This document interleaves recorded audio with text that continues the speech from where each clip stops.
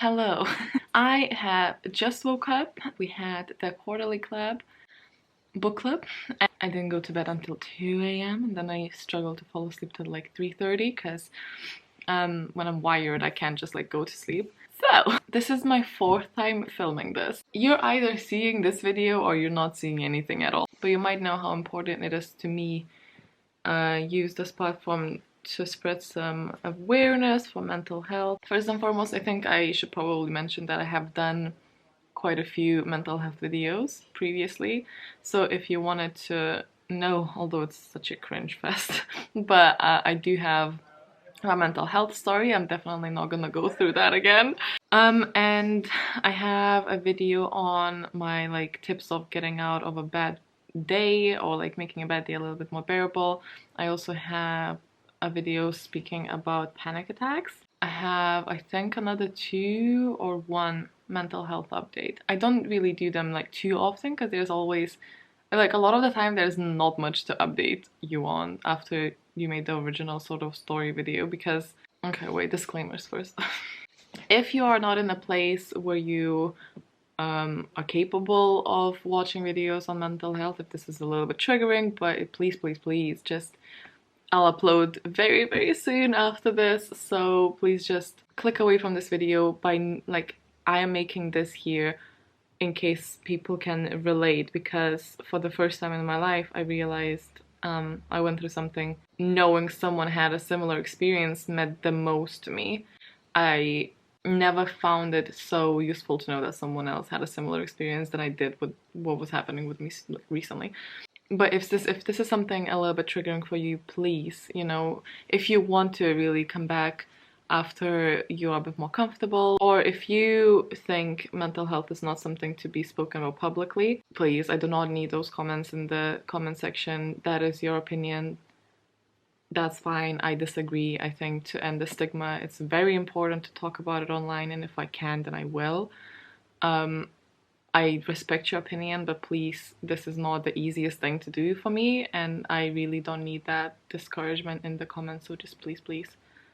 I understand, but I'll see you in the next one. And another disclaimer, I am not a practicing psychologist or psychiatrist, so anything that I say, it's my own personal experience. I do have a degree in psychology, but I've never practiced it. So, you know. I thought I might try and like get ready for the day as while I do this. So this is just like a little mental health update. I think you're always gonna go through, you know, better times and then worse times and better times and a bit worse times, and I feel like there's gonna be a few dips throughout your life where it's a bit like, this is less than ideal kind of thing. My first one happened just before I got diagnosed. This might be kind of a little bit all over the place. I think you probably have gathered that by yourself there now. I also asked you guys to submit some questions on Instagram before I did this, and then the first time, well, the third time, last time I filmed this, I have gone through those questions as well. So I might just make a separate video of those because this is gonna be probably super long. I know that video was. That's now out of the way. Let us get into what's been happening. So I don't want to go to like too much detail, but I just had like a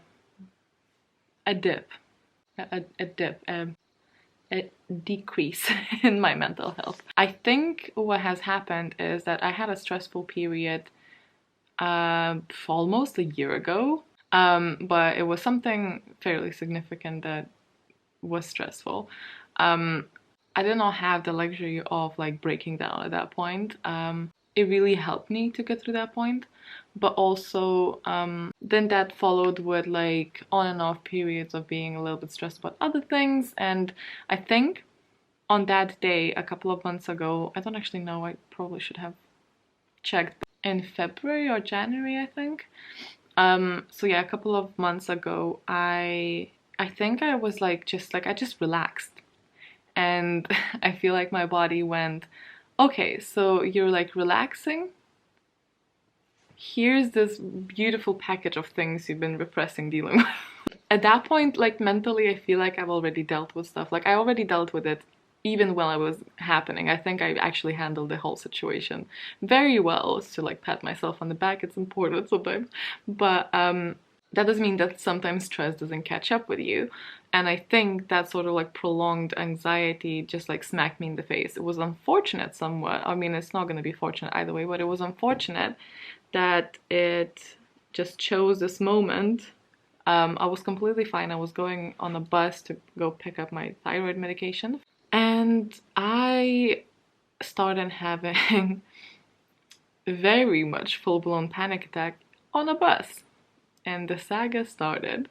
At first I was like, oh, it's kind of hard to breathe. So I'm just like, I was just trying to breathe and like not look at my phone. I always try not to look at my phone. Like I can't really do that when moving vehicles, but I was trying like even more, you know, just like look about, like deep breaths. And then I was like starting to have tingling in my fingers, and things started like closing in, and I had the hot cold flashes in my body, and like I was recognizing the signs, but I also, I think, panicked even more because I was in such a public place and I just did not want to make a big deal out of myself or attract attention to myself. It just was not about that. Or like scare people by like passing out, because I really felt like I'm gonna pass out, like things were spinning.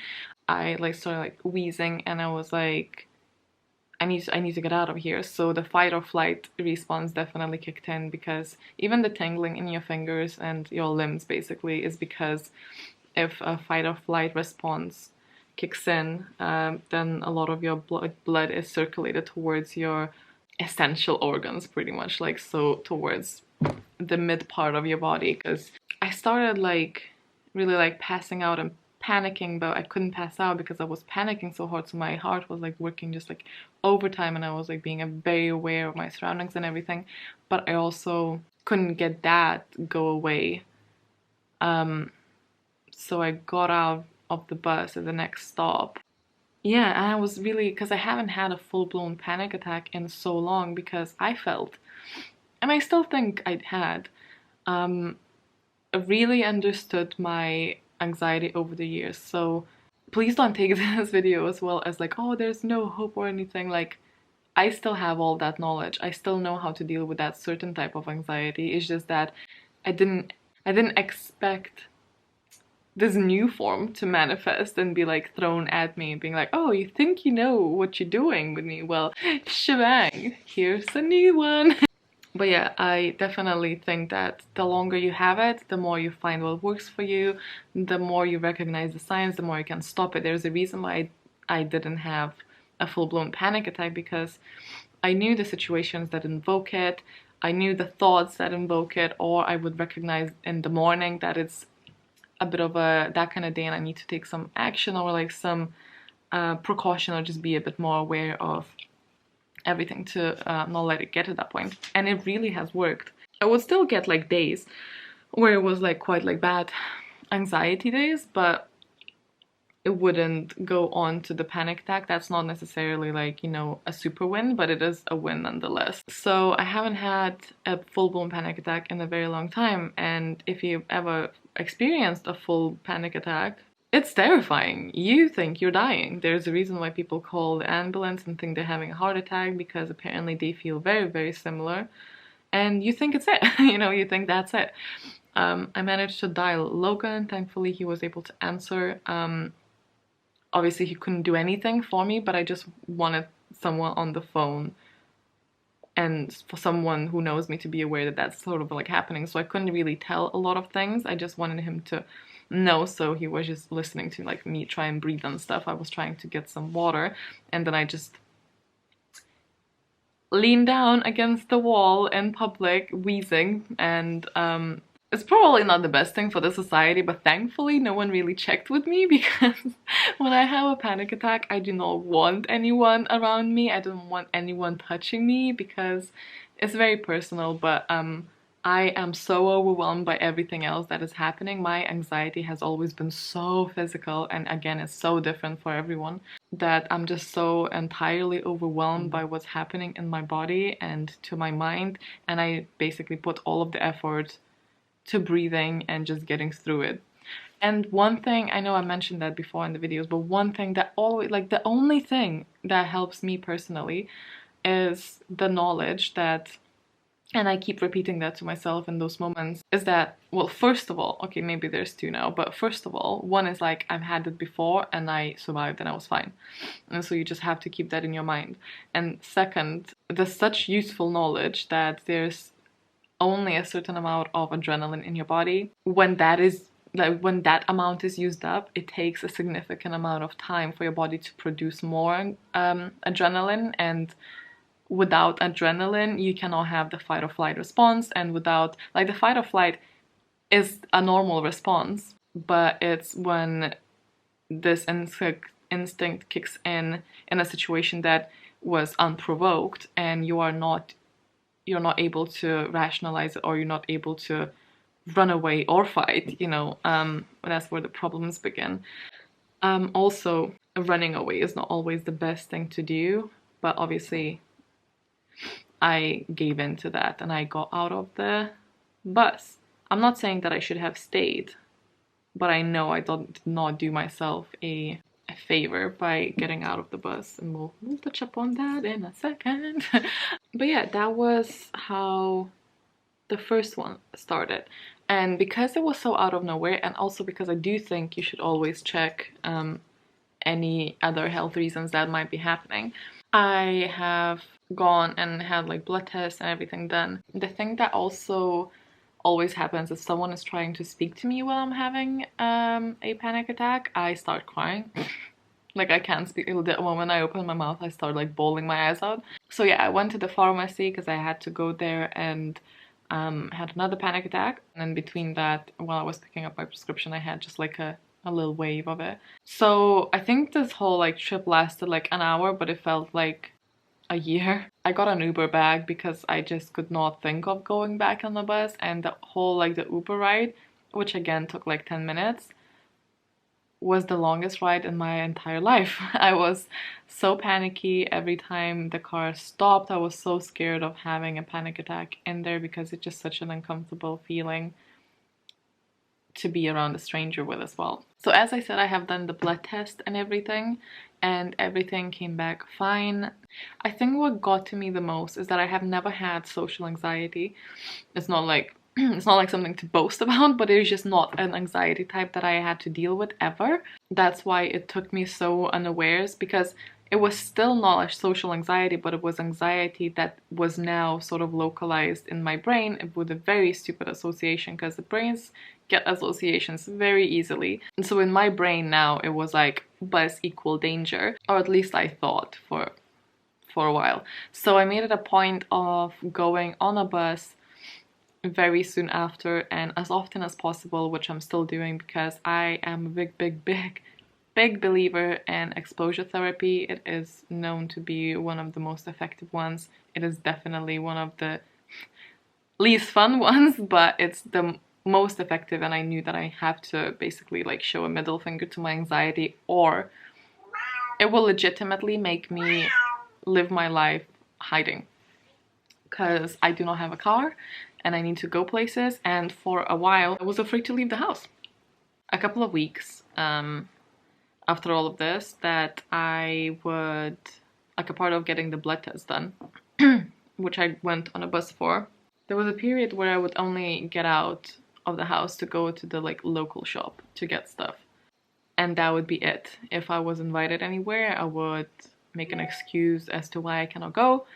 When I knew that it was a little bit like it's getting a bit more serious, or that I am letting it get more serious, was when my mother messaged me on one of the days when I was working. So I sort of just glanced at my phone because there was a notification, and I continued what I was doing. And I didn't even like, like when you sort of like glance to check what it is, and like I must have read it, but I wasn't like paying that much attention because I was like working, so I had stuff to do. And I had a beginning of a panic attack, and I was like, what is happening? Like, I had to stand up, I had to start walking, because when I have that, I need to move, because again, that fight or flight thing, like I like to move when that's happening, to help it get out of my body, or like get out of the system. and I was like, what is happening? And then I checked the message again, and it was my mother asking if I could come back for Easter, which was second half of April, I think. But she's asked obviously a couple of months before, because I would have to get the plane tickets. And that is where my mind went. I imagined being in a plane, getting a panic attack, and not being able to get off on the next stop, because, you know, it's a plane. I was not ready to speak with anyone or my mom about that at that stage, because I felt very much defeated. I felt like this is ridiculous, you know.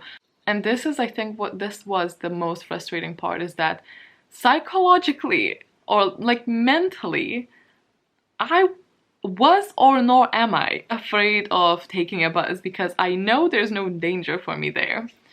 Yet I go in, my body reacts, my anxiety kicks in.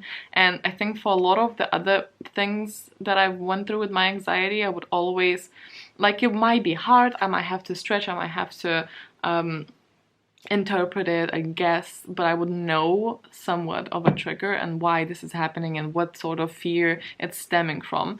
And here I feel like it was so random, which I think it might still be random. I don't think it was triggered by anything on the bus.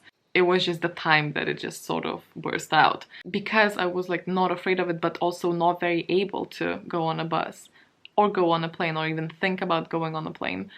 It felt more like a defeat. Bear in mind that at this point I was staying at home for weeks on end, feeling like I'm unable to go get my post or unable to go and get anything that requires any type of transportation.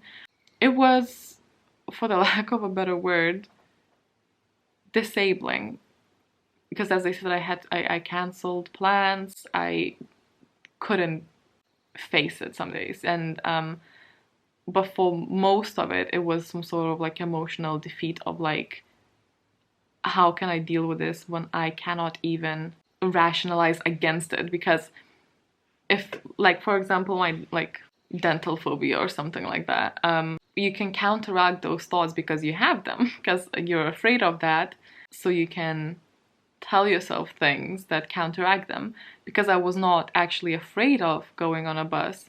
Even if I said to myself, well, you've been fine before, that didn't do much, because I wasn't afraid, so there was nothing to counteract. And I think counteracting and like localizing and identifying the worrisome thoughts that go like deep, that sort of cause you to have all of the shenanigans with anxiety, and then rationally trying to fight them, was, I think, one of my biggest coping mechanisms, and I really believe in it.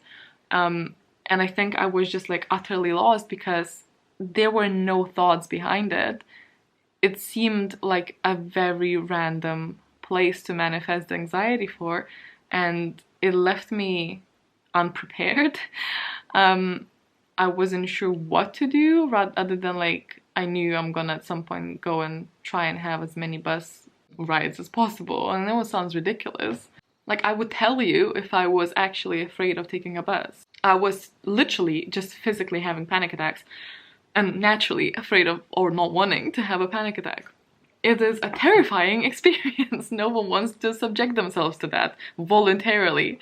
But I knew I have to, because otherwise I will legitimately just be not able to go anywhere. And I think the pushing point was when I saw the message of my mom's, and then I had to say that I was too busy with work and too busy with my other stuff, which, like, I mean, owls were in April, so it wasn't like a lie. I probably would have just sat there with my phone constantly, which is very rude. But a very big reason of me saying no to that was because I was just not ready to get on a plane, because I needed to sort out the bus thing first and then, you know, do the plane thing. I think it was also super hard because it was such a mundane thing, such a thing that people do without even a thought. So it was very just like crappy. That's when I sort of like realized also that it's spreading, like, obviously because my anxiety was very out of balance, and you could feel it. I feel like every time you have a panic attack, you'll know that if you had any, at least for me, and I know for a couple of people I've spoken with, the rest of the day is very sort of foggy. It's very energy consuming having one of them, and you feel very, very exhausted and a little bit defeated and just sort of distant from everyone, I think. I was like more sensitive and had more bad anxiety days and more anxiety days than before, and just went into this like cycle of anxiety, but very, very different from what I used to. So I think that is why it was taking me so long to address it properly, or like try and do stuff, you know, because it's hard. So then I started, you know, consciously trying to go more on the buses. I found that some music really helped, especially like faster one, and you could just like think about something else or like dance in your mind or whatever. Some bus rides were fine, some were not. Like, try my best to reach my destination and not get off earlier, because a couple of times I got really close to a full-blown panic attack, but and I did get off earlier twice, so it's definitely, you know, not something that I beat myself over with. Like, I tried my best. I'll try tomorrow, you know. Don't get like discouraged if it's something you cannot do that day, but you've still gone and done a little bit of it. Obviously, like, the worst bit was having that feeling of like, look at everyone else doing it without even a thought, and you having to put so much effort into it. But I feel like anxiety is very much about control. A lot of fears are about control, and I just needed to control this stuff and not let it control me. Kept going and kept taking buses, and with everyone, I feel like, because that was the only way I could think of counteracting this assumption or this association of me like buses equal danger, is just by going on the bus. And every time I don't have a panic attack, or every time, even if I didn't feel that great during the ride, every time that I can get to where I needed to go, I could be like, well, listen, see what's happened, like, you did it, it was fine, you were fine, you're in control here, you know, and just nip it in the butt. And I think at this point, definitely it's not 100% done, but at this point I feel like reached the point where it's very manageable, hopefully. So hopefully, basically. But this obviously has gone outside of the bus thing as well, because it was just overall my anxiety was out of balance again, and like strongly out of balance. So sometimes I would just have bad days at home, but the majority of times it would be again happening somewhere outside that I would. For example, I tried eyelash extensions and I had to lay down on a table for an hour. I was completely fine. I was talking calmly. And then I started shaking because I was starting to, like, you can't open your eyes, and my thoughts started racing into like places. It was like a bright light shown in my eyes, even though you like close your eyes, you could still see it through your eyelids and stuff. And I was just feeling like an operation table. I was calm myself, and I was talking to the woman who was like doing those eyelashes for me, and I was, you know, I think it's always just polite just to like tell people, like, just so you know, I'm having a little bit of a panic moment, but it's nothing that you're doing, or, you know, it's just something that I have sometimes. And I was sort of like talking in this kind of like calm voice, and she's like, really? Like, I would never have said that, but obviously she would see me shaking, and she was like, oh, how weird. And I was like, yeah, it's my anxiety. Like, my anxiety, I find that it's very, very physically heavy-handed. And I think I just managed to rein it in emotionally when it happens quite a bit. I would have like episodes like that, again, that would really annoy me personally, because it's something that I feel like I should be fine doing, or I actually feel fine doing, but then my body and my anxiety is just like, nah.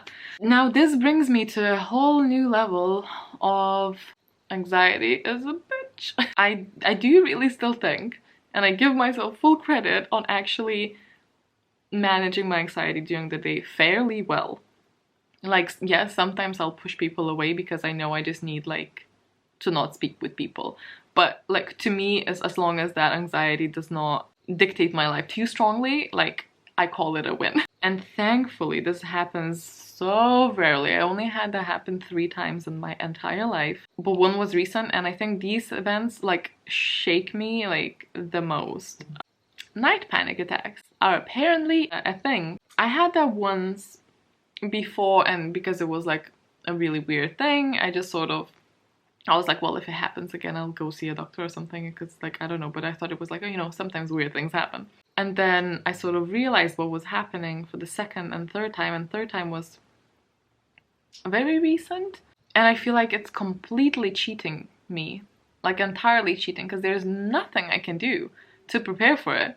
So basically, I wake up during the night. Well, I start waking up sort of like out of feverish dream, although I'm starting to have that dream because I'm starting to have a panic attack while I'm asleep. The most prevention that I do for my panic attacks is prior it starts happening. And clearly I am bloody unconscious, so I cannot do anything about it because I'm not aware that it's starting to happen until it's too late. And then I wake up and I 100% always go to the bathroom, do nothing there. But that is also a very normal response for the flight, fight or flight, because you need to like, you feel the need to like empty yourself, but you obviously don't always need to or have anything to empty. And then I try to like splash water on my face. But it's the worst.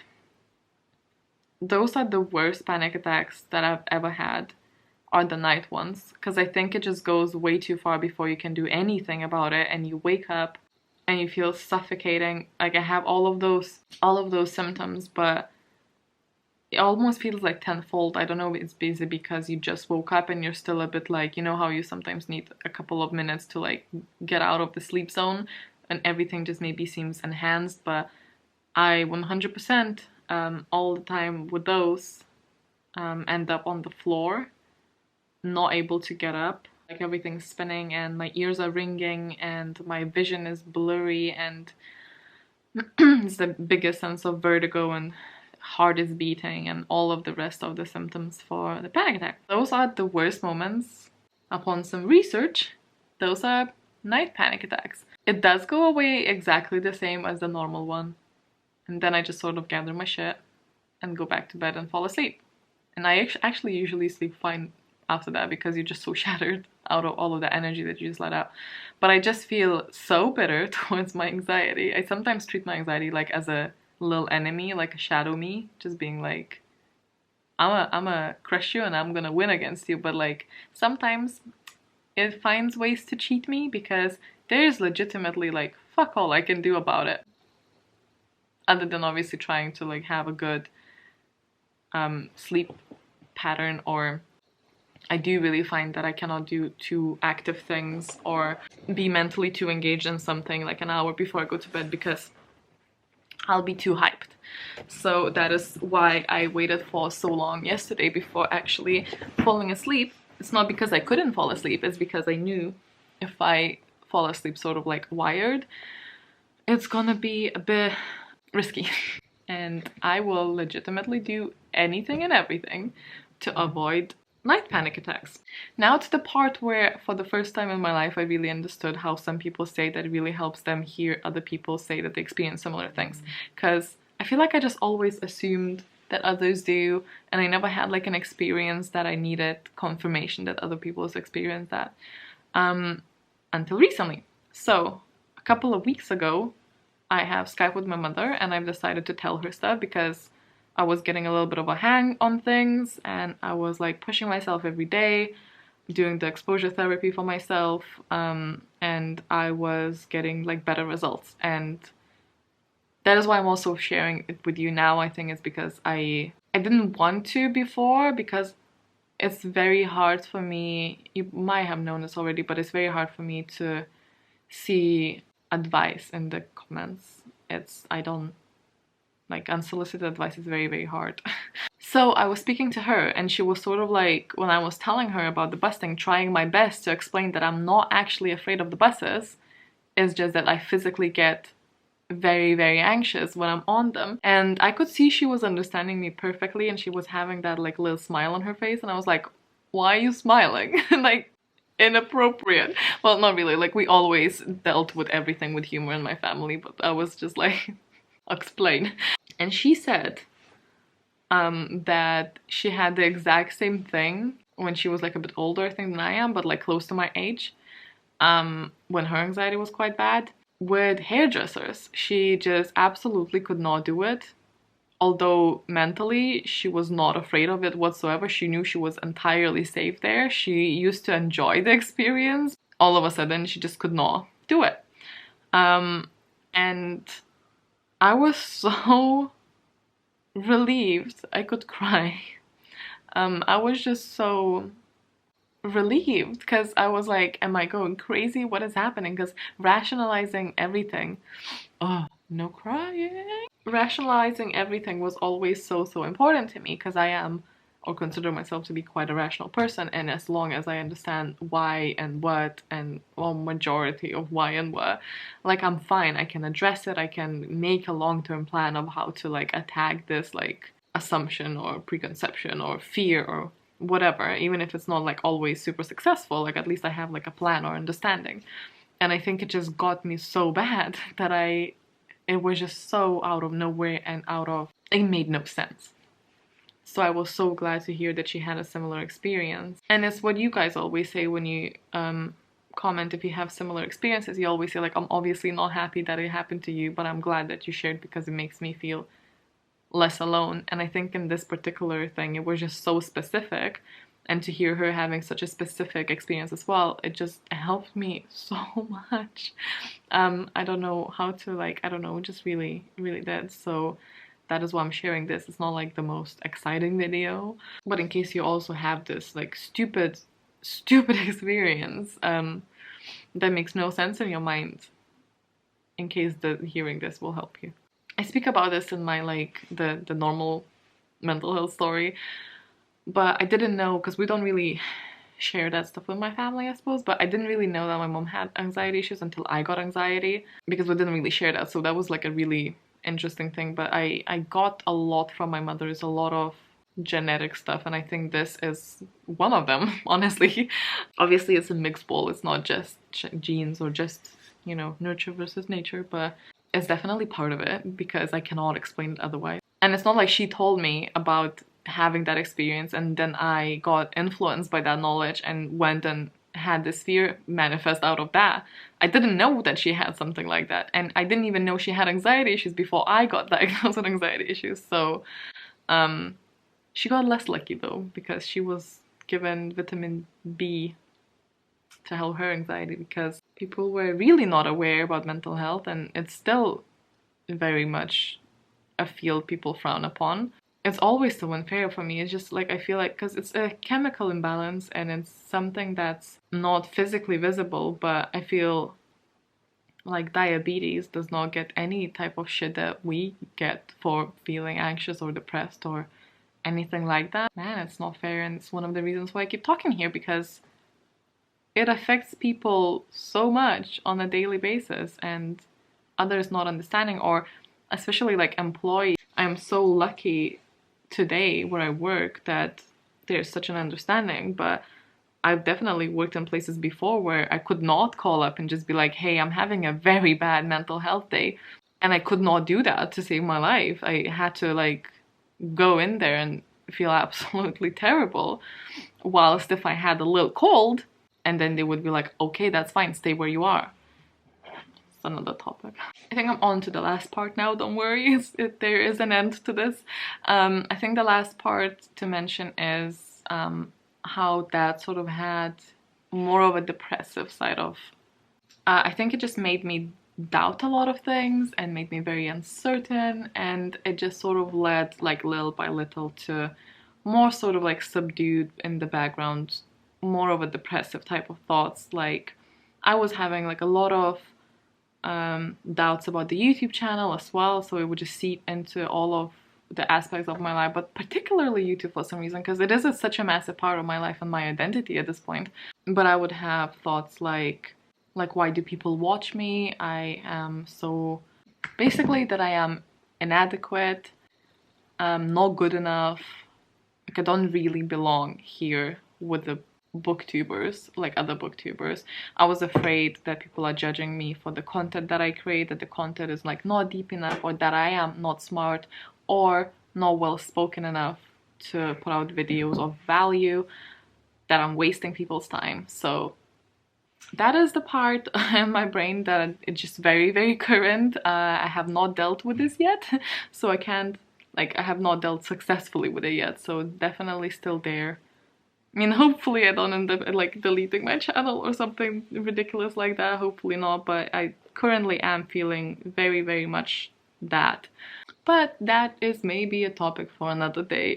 I think that is pretty much it. I'm sure I have forgotten a couple of things to mention here. Other than that, I think it was also really weird because it started happening in such a happy place of my life. Like I was really, really happy, but I think that is also what happens quite often when you start relaxing and you being happy. Then a lot of like previous baggage sort of like, okay, time to deal with this then if you're feeling fine. But all of that being said, I am actually fairly happy. I am what I said in my last one, what I try to be is okay. I don't try to put myself into the position where I'm trying to be happy all the time. I just try to be okay, and if I'm happy, then that's a plus.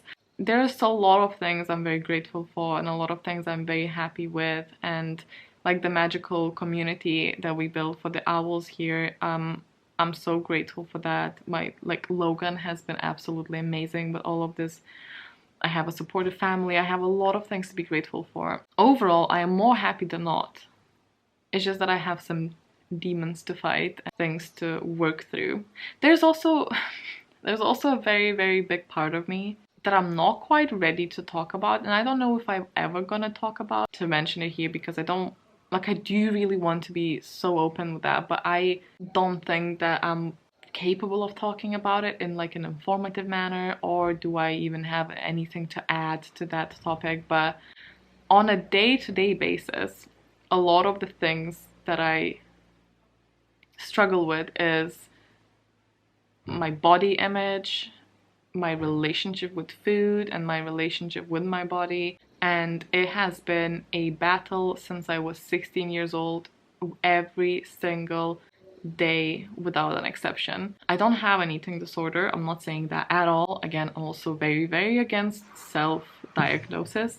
It's definitely a mental battle that is not of the healthiest manner that happens with me every single day. I find that that always just sort of gets pushed away before I get to deal with it because I have more urgent stuff to deal with. So it's definitely something I want to work on in the future, but mentally it takes out a lot of me every day. And it ain't healthy, but I thought I'll just mention that that also happens there, just for letting you know, but I'm just not ready to speak about it. I don't know if I ever will. But I think that is pretty much everything for that mental health update. I hope this was somewhat helpful, or if you wanted to know a perspective of a person with generalized anxiety disorder of what sometimes they have to deal with, then obviously you add up like little stressors like losing all of my data and my computer breaking and me having to spend all of my savings on fixing that stuff. Like that all definitely did not help, I think, at the best of days, but definitely hit me harder because of where I am with anxiety. I do think that I am getting better. This is like I think, going back up now. Somewhere not up yet, but like on a curve. So that is, promising. And I think it always makes filming this a bit easier because, as I said, the first time I filmed this, I cried even though it's not like something super horrible. Like, I am so aware that a lot of people have it so much worse. Also, you have the right to feel bad about whatever's happening to you. You can't compare your broken bone with 15 broken bones another person has, because that doesn't make your broken bone not hurt, Do you know what I mean?